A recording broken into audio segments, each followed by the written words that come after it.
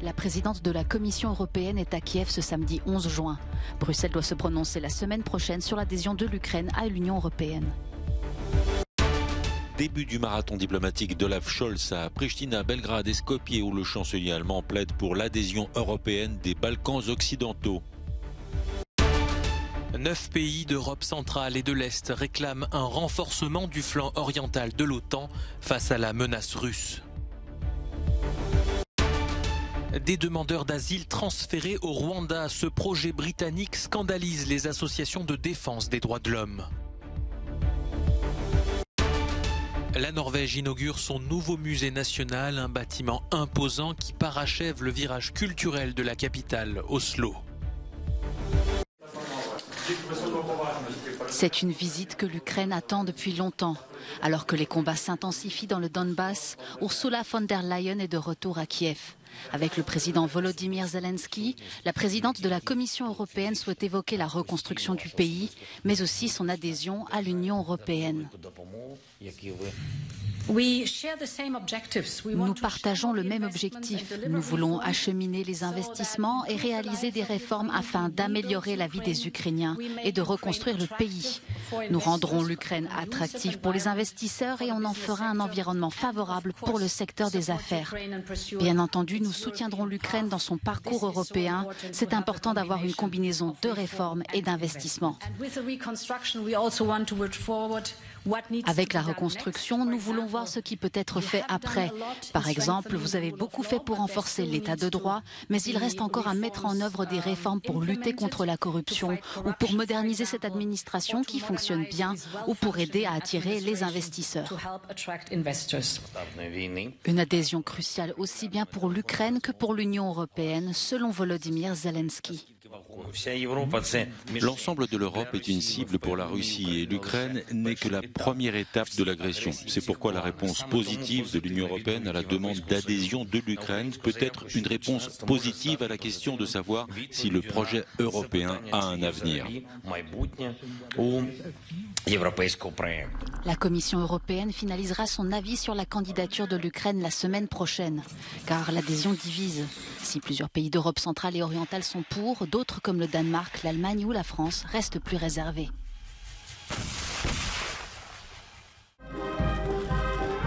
Tournée éclair du chancelier allemand dans les Balkans occidentaux où Olaf Scholz plaide pour l'accélération des processus d'adhésion à l'Union européenne. Le chancelier est arrivé ce samedi à Skopje où il a été accueilli par le Premier ministre nord-macédonien Dimitar Kovačevski. Les Balkans occidentaux revêtent une importance stratégique pour l'Allemagne et je plaide en faveur de leur adhésion à l'Union européenne. Depuis 20 ans, on promet aux Balkans occidentaux une perspective européenne et il est temps que ces promesses soient suivies d'effets. Je tiens à ce que les choses soient claires dès le départ. L'Allemagne prend au sérieux l'intégration des États de la région au sein de l'Union européenne et bien entendu, cela s'applique tout particulièrement à la Macédoine du Nord. Le chancelier allemand a par ailleurs félicité la Macédoine du Nord pour son soutien aux sanctions contre la Russie. Lors de son étape de vendredi à Belgrade, Olaf Scholz a insisté pour que la Serbie adhère elle aussi aux sanctions contre Moscou. Il souhaite renforcer le flanc oriental de l'OTAN face à la Russie. Les dirigeants de 9 pays d'Europe centrale et de l'Est se sont réunis vendredi à Bucarest, à moins de 3 semaines d'un sommet de l'Alliance Atlantique prévu fin juin à Madrid. Ce que nous souhaitons, c'est une présence consolidée, unie, cohérente, robuste et durable de l'OTAN sur le flanc oriental, déclare le président roumain. Notamment en mer Noire, la plus exposée aux menaces russes. Nous voulons nous assurer que la présence avancée, renforcée que nous avons aujourd'hui sur le flanc oriental sera étendue à d'autres pays comme la Bulgarie, la Hongrie et la Slovaquie, dit le président polonais. En fait, cela a déjà été décidé, mais nous voulons plus, nous voulons la transformer en une défense avancée, renforcée. Joe Biden a réaffirmé son engagement en faveur du flanc est de l'OTAN et a souhaité que cette réunion soit couronnée de succès.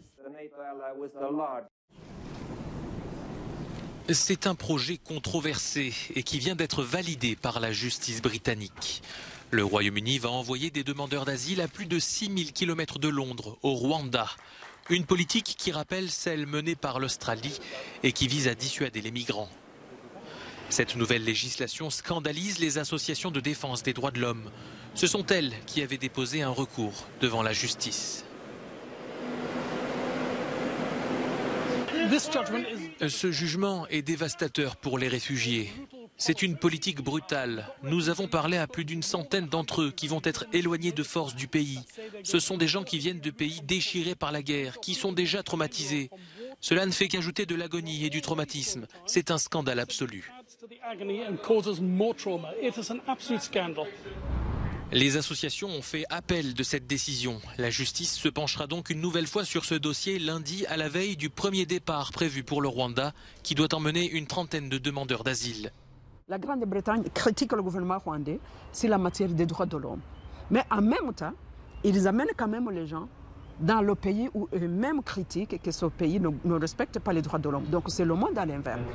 Le Haut Commissariat aux réfugiés de l'ONU a lui aussi critiqué cet accord passé entre le Royaume-Uni et le Rwanda. Moins d'une année après sa remise en service, un pont s'effondre dans l'est de la Roumanie. Le drame a eu lieu dans la commune de Sagna, dans une région où une association d'entreprises de travaux publics s'occupe justement d'un programme général de rénovation. Le pont s'est effondré au passage d'un camion, le chauffeur est blessé, la vingtaine de moutons qu'il transportait se sont noyés.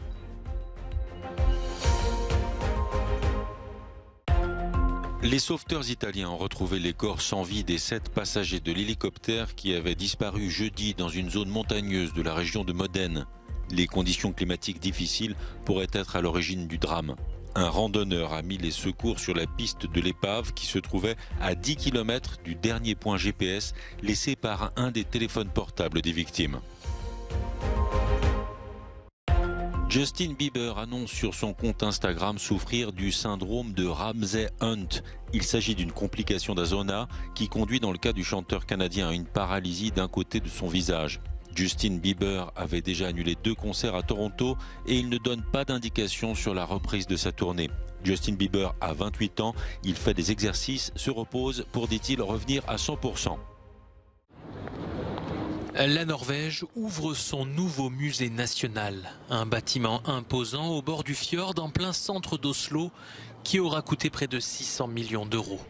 La famille royale était présente ce samedi pour inaugurer un établissement aux dimensions monumentales qui parachève le virage culturel de la capitale norvégienne. En quelques années, 4 bâtiments phares ont vu le jour à Oslo. Le chantier de ce nouveau musée a duré 8 ans. Le nouveau musée national est le plus grand musée des pays nordiques. Et il est construit pour contenir, préserver et exposer notre étonnante collection d'art visuel, d'artisanat, de design et d'architecture datant de l'Antiquité jusqu'à nos jours. Ces 13 000 mètres carrés de galeries rassemblent les collections de 4 anciens établissements du pays. En tout, 6500 œuvres sont exposées et pas des moindres. La version la plus célèbre du cri de Munch peut être contemplée pour le plus grand bonheur des fans d'œuvres artistiques.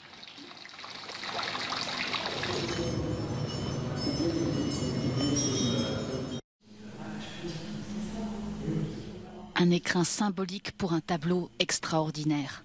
Saint-Jérôme, chef-d'œuvre inachevé de Léonard de Vinci, est exposé pour la première fois au château du Clos-Lucé en Indre-et-Loire. Récemment expertisé, le tableau porte la patte du maître. On identifie très clairement une empreinte digitale.